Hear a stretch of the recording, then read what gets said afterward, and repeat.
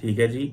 और वो कहते हैं कि ना हम सिर्फ यहाँ से मारेंगे, हम वहां पे भी आके जो है वो आपको मारेंगे, हम बॉर्डर क्रॉस कर जाएंगे। आप देखिए राजनाथ सिंह साहब जो हैं, उन्होंने कहा है कि अब ये वो इंडिया नहीं है, ये इंडिया बदल चुका है, हम घुस के मारेंगे, आपको मारेंगे, और हम यहाँ से नहीं मारेंगे, हम वहां पे आके भी मारेंगे।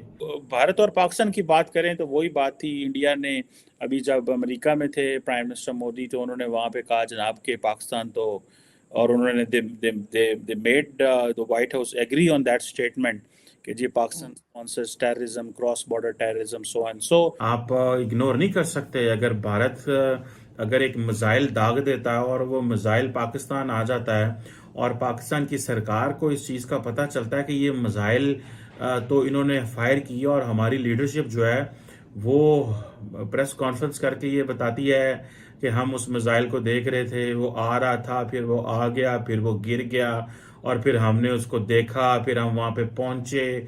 अगर हम इसी तरह की बातें बताते गए तो फिर अपनी आवाम का क्या करेंगे?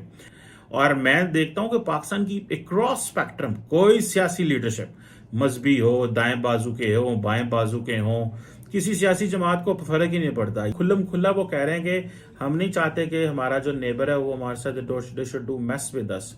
ठीक है जी। और वो कहते हैं कि ना हम सिर्फ यहाँ से मारेंगे, हम वहां पे भी आके जो है वो आपको मारेंगे, हम बॉर्डर क्रॉस कर जाएंगे।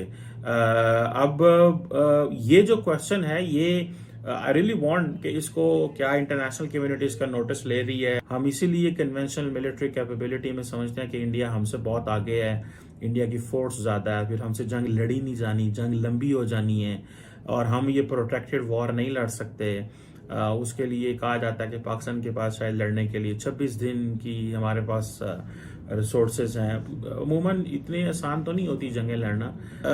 अभी तो लार्जली हमने देखा है कि इंडिया समझता है कि पाकिस्तान से बात करना भी ज़रूरी नहीं है। उनका मीडिया, उनके लोग वो समझते हैं। मुझे एक दफ़ा किसी इंडियन जर्नलिस्ट ने बताया कि हम अक्सर सोचते हैं कि हम पाकिस्तान के साथ स्पोर्ट्स के क्यों करें, हमें तो वो फ़ायदा ही नहीं मिलना, हमें तो वो कारोबार ही नहीं है पाकिस्तान में होना, तो हम क्यों पाकिस्तान के साथ स्पोर्ट्स की बात करें, हमें तो नहीं स्पोर्ट्स का कोई एडवांटेज मिलना वहाँ से।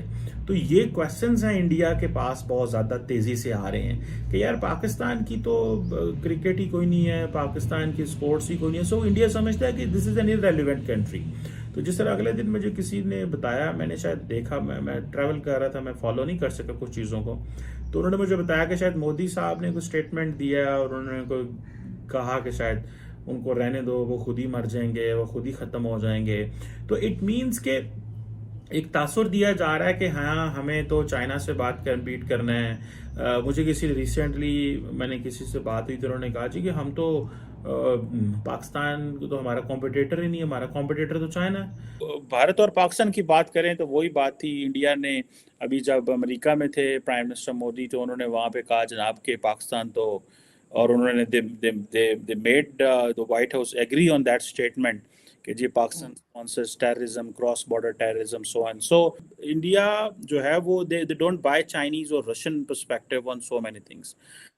सो लेकिन India itself is so much important that it can not be ignored as well.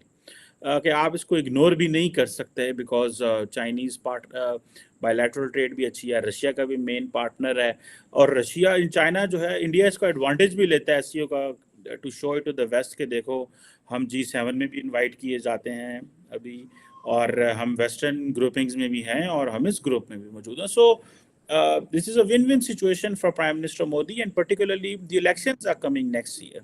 तो जो वज़ीर आज़म मोदी दिखाना चाहते हैं अपनी आवाम को और अपने लोगों को कि भाई मैं तो इस वक्त ग्लोबल लीडर हूँ, क्योंकि मैं तो G20 को भी हेड कर रहा हूँ, एससीओ को भी हेड कर रहा हूँ, इंटरनेशनली पूरी दुनिया में हमें बुलाया जा रहा है। जिस तरह बाइडन ने हमें आके जो है वो इतने जो स्टेट गेस्ट बने एंड ऑल दैट, फिर इजिप्ट में इतना कुछ हुआ।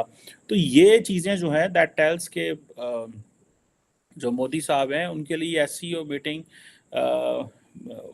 उतने फ़ायदे तो नहीं है virtually मिलते नॉर्मली, लेकिन क्योंकि I think India is not expecting so much from this group as a multilateral forum, but India has good relations bilaterally with all these countries, except China. China के साथ भी इकोनॉमिकली ठीक है, but politically border में issues हैं. लेकिन India को वो कहते हैं ना, मल्टीलैटरली को इतना वो फायदा नहीं है, लेकिन बायलैटरली क्योंकि इंडिया सबके साथ बहुत अच्छा है, इंक्लूडिंग सेंट्रल एशियन ममालिक, including Iran, including Russia, Pakistan को निकाल के. सो वो they are good with what they are doing. So मेरा ख्याल है लार्जली इंडिया के लिए एक चैलेंज भी है, और चैलेंज ऐसे कि बिकॉज उनको ये वर्चुअल कराना पड़ा. अमेरिकन बायलैटरली तो पाकिस्तान से नहीं उठाते, तो इट मींस कि वो फिर इंडिया का प्रेशर है. हमने अपनी चीजें जो हैं वो हमने कियोटिक सी रही कि एक मुल्क को एक डगर पे लाने के लिए एक ऐसी कॉन्स्टिट्यूशन होनी चाहिए जो क्लियरली बताए कि स्टेट किस तरीके से अपना सिटीजन्स के साथ और सोसाइटी के साथ इंटरेक्ट करेगी. तो वो इंडियन कॉन्स्टिट्यूशन इस एतबार से बड़ी एक फॉरवर्ड मूविंग एनलाइटेंड कॉन्स्टिट्यूशन है, जिसमें मज़हब को और स्टेट को अलग रखा गया है. कोई डॉगमा नहीं मज़हब स्टेट का. जी. शहरियों की आज़ादियाँ हैं, रिलीजियस फ्रीडम में भी उसमें आ जाता है, और बाकी आज़ादियाँ भी. जी. तो और उसके बाद जो रूल्स ऑफ द गेम है कि पॉलिटिकल पावर लेजिटिमेट, यानी लोगों के जहन में वो कब दुरुस्त तरीके से हासिल होती है, तो वो उन्होंने इलेक्शन का सिस्टम इंट्रोड्यूस किया. और जब से ये इलेक्शंस हुए हैं, उसमें शायद एक दफ़ा 1975 में इमरजेंसी लगी थी 2 साल के लिए, और उसके बाद दोबारा कभी वो डिस्टर्ब नहीं हुआ. तो ये उनकी बहुत बड़ी अचीवमेंट है ना, कि इलेक्शन जो होता है वही रिजल्ट फिर सारे उनको फॉलो करते हैं. जी. हमारे यहाँ तो ये बिल्कुल नहीं हो सका. दूसरा, इंडिया ने जब ये मुल्क आज़ाद हुआ था तो नॉन अलाइंड मूवमेंट की लीडरशिप में इंडिया का हिस्सा था, यानी कि हम ना वेस्टर्न और ना कम्युनिस्ट ब्लॉक का हिस्सा होंगे, बल्कि हम एक तीसरी फोर्स होंगे जो अमन पसंद लोगों की मूवमेंट होगी. ठीक है. तो